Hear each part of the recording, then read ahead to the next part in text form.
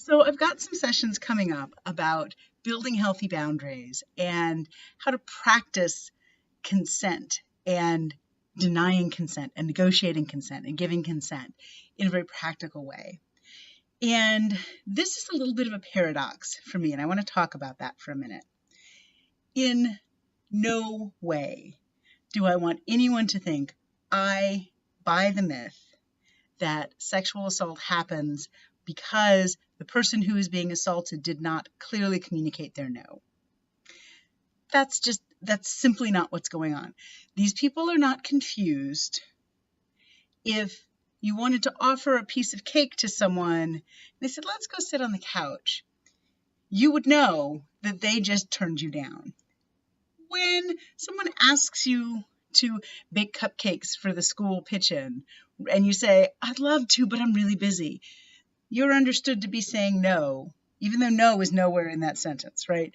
So that's a complete myth.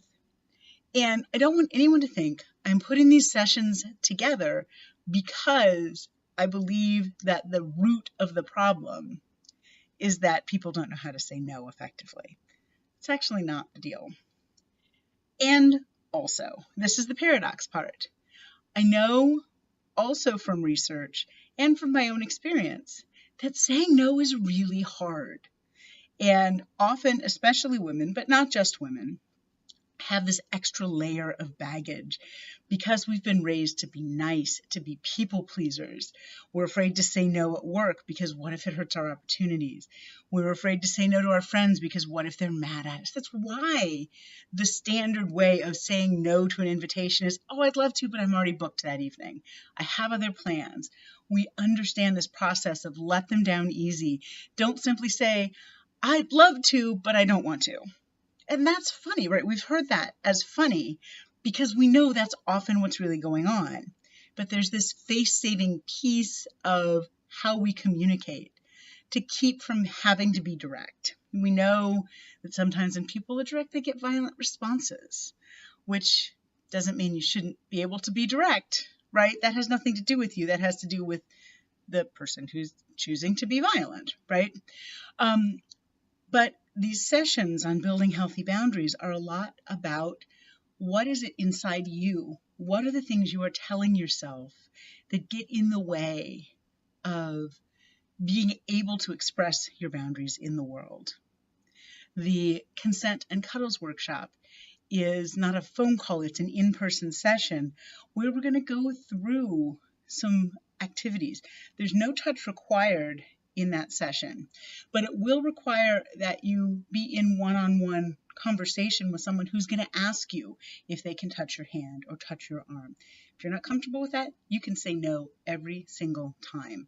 Some people come to these sessions when I've had them at bigger events for the express purpose of practicing a no. Because any new skill that we want to learn as humans, we get better at it with practice.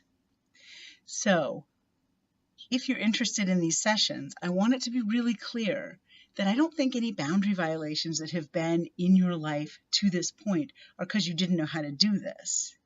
But it might also be true that this is uncomfortable and you're interested in practicing in a safe environment where you know that your boundaries are going to be respected and where the other people there are interested in practicing this too, in having these experiences in a safe place.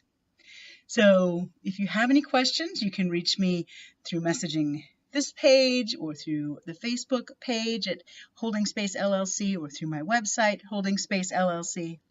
I'm running multiple sessions of both of these events over the next couple months. So you have a bunch of different chances.